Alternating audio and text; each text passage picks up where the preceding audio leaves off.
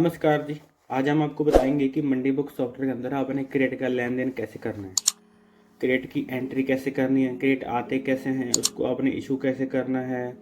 ठीक है जी। उसके लिए आपने सॉफ्टवेयर पहले ओपन कर लेना है। सॉफ्टवेयर ओपन करने के बाद सबसे पहले आपने मास्टर पे जाना है। मास्टर पे जाने के बाद यहाँ पे आपको क्रेडिट मार्का का ऑप्शन मिलेगा। तो आपने यहाँ पे सबसे पहले जो भी आपका मार्का होगा क्रेडिट का वो आपने पहले ऐड कर लेना है।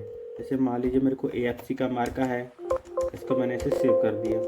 ठीक है जी। कोई और मार्का होगा तो यहाँ पे आप इसको सेव कर सकते हैं। जैसे MFC का हो गया तो मैंने इसको सेव कर दिया। ठीक है जी। पहले तो आपने इसको ऐसे मार्का क्रिएट कर लेना है। मार्का क्रिएट करने के बाद आपने यहाँ पे जाना है आइटम पे। आइटम पे जाएंगे जो क्रिएट कर लेंगे। जैसे मान लीजिए बनाना आता है क्रेडिट में, तो मैं क्या करता हूँ, बनाना को यहाँ पे कमीशन सेट कर दिया, मार्केट प्लेस आ दिया। इसके बाद यहाँ पे ध्यान से देखेंगे तो आपको मेंटेन क्रेडिट इन सेल का ऑप्शन मिलेगा। अगर आप इस आइटम को क्रेडिट के साथ मेंटेन करना चाहते हो तो आपने इस पर टिक कर देना है।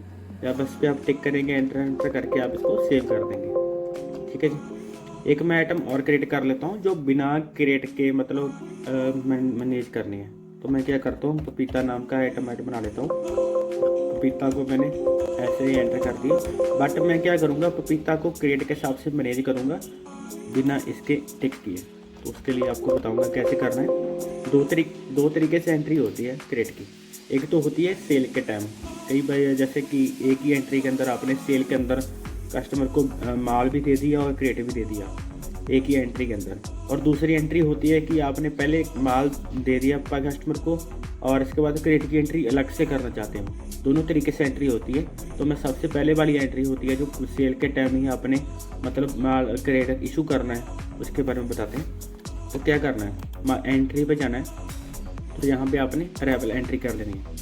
ये उन भाइयों के लिए हैं जो स्टॉक का काम करते हैं, अराइवल एंट्री। अदरवाइज आप क्विक सेल यूज़ करते हैं तो क्विक सेल में आप मतलब कंटिन्यू आप क्रेडिट इशू कर सकते हैं। और इसके बाद डेली सेल पे भी आप ऐसे इशू कर सकते हैं क्रेडिट। तो जिनको स्टॉक वगैरह मेंटेन करना होता है उनके लिए आपको पहले जब अराइवल एंट्री करते हैं तो आप यहाँ पे एंटर करेंगे। पार्टी स्टॉक हो गया वो आप सेलेक्ट कर सकते हैं, जो भी आपका सेल परचेज होगा।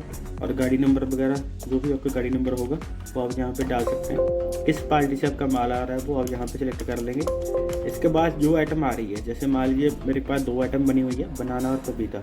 तो मैं क्या करता हूँ, पहले बनाना सेलेक्ट कर लेता हूँ। इसके बाद उसका जो लॉट नंबर होगा वो यहाँ पे मैं डाल दूँगा। जैसे मान लीजिए ये वाला लॉट है, कितने नाग आए हैं, मान लीजिए मेरे पास 25 नाग आए हैं। तो कौन सा मार्क आया है, किस पार्टी से आ रहा है, ये देखिए। मान लीजिए मेरे को AFC मार्क आ रहा है, कितने का, 25 नाग का। उसके साथ ही क्रेडिट की क्वांटिटी आ गई 25।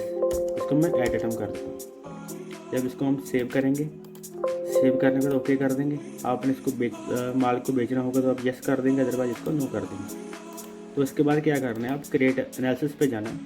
क्रेडिट एनालिसिस पे जाने के बाद आपको यहाँ पे क्रेडिट का लेजर, क्रेडिट किससे आपने माल क्रेडिट लेने हैं, किसको आपने इशू कर रखे हैं, तो सबकी डिटेल यहाँ पे आपको क्रेडिट एनालिसिस पे लगेगी।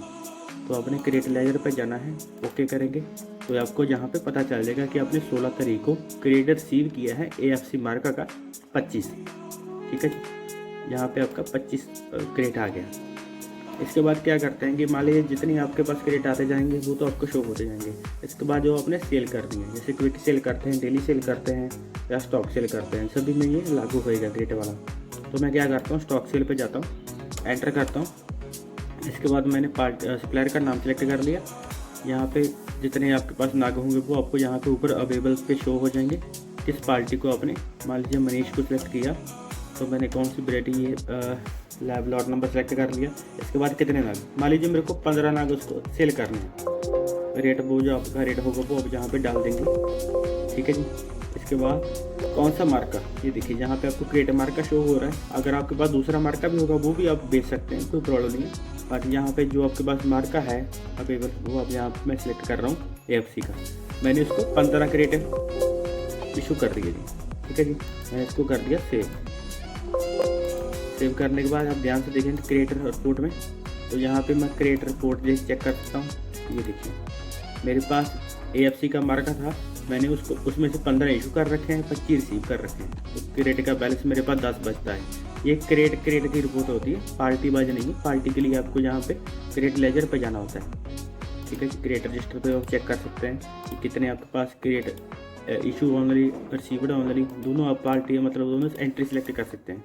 जिसको आपने क्रिएट इशू किया है, कितने आपके पास इशू आए रिसीव हुए हैं। ठीक है जी, ये तो होगी आपकी। पहले आपने क्रिएट इशू कर रिसीव कर लिया, इसके बाद आपने क्रिएट इशू कर दिया। अगर मान लीजिए जैसे पार्ट सप्लायर से आपने क्रेट लिए हैं, जैसे 25 क्रेट लिए थे मैंने, तो उसको मैंने वापस भी करना है, तो मैं क्या करता हूँ, एंट्री पे जाता हूँ, तो मैं क्रेट इशू कर देता हूँ, क्रेट इशू का। ठीक है जी, न्यू पे जाऊँगा, एंटर करूँगा। एक सप्लायर का नाम था DT वाला, तो मैंने उससे इससे AFC का मतलब क्रेट ले रखा है, तो मैं क्या करूँगा, इसको 25 के 25 वापस कर दूँगा। इसके बाद इसको मैं सेव कर दूँगा। क्रिएटर एनालिसिस पर जाने के बाद मैं क्रिएटर लेजर पर जाता हूँ, उस पार्टी को मैं सिलेक्ट करता हूँ। अब ध्यान से देखेंगे तो देखिए, जहाँ पे मैंने पहले क्रिएट नंबर के हिसाब से क्रिएट पहले रिसीव कर रखे थे 25, और 25 मैंने इसको इशू कर दिया, तो उसका खाता नील हो गया। ठीक है जी, यहाँ पे ध्यान से देखेंगे तो उसका खाता नील हो गया। किसी और पार्टी का आपने सेलेक्ट करना है, जैसे मनीष का सेलेक्ट करना है, तो क्या होएगा कि मैंने इसको 15 इशू कर रखे हैं, तो उससे आपने वापस भी लेने हैं क्रिएटर।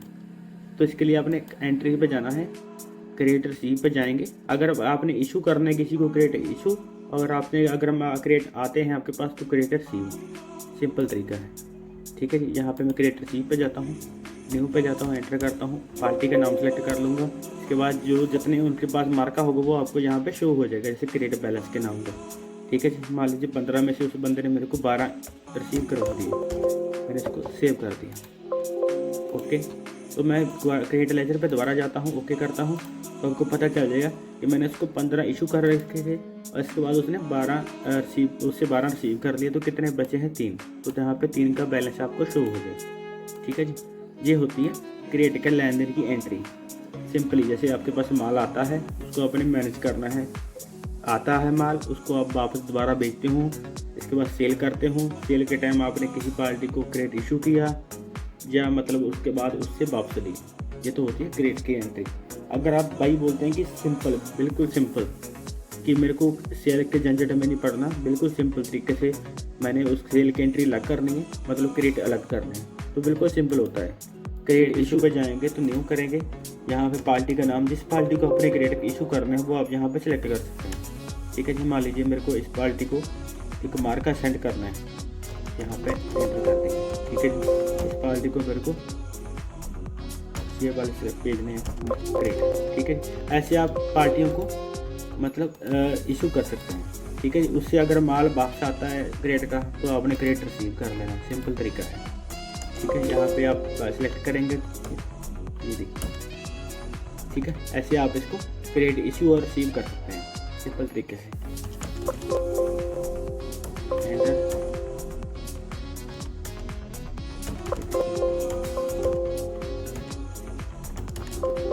ठीक है, ऐसे आप क्रिएट इशू और रिसीव कर सकते हैं बिल्कुल सिंपल तरीके से। इसका आप क्रिएट लेजर पे जाके आप यहाँ पे चेक कर सकते हैं। जैसे मैंने मनीष सेलेक्ट कर लिया, मैंने इसको मैंने ओके कर दिया, और यहाँ पे पहले मैंने इसको 15 इशू किए थे, इसके बाद 5 इशू किए, 12 आगे थे, इसमें से 5 इशू किए थे, फिर 5 आगे, फिर 3 आगे, तो उसका बैलेंस 0 हो गया। ठीक है, ऐसे आप इसको चेक कर सकते हैं। Thank you.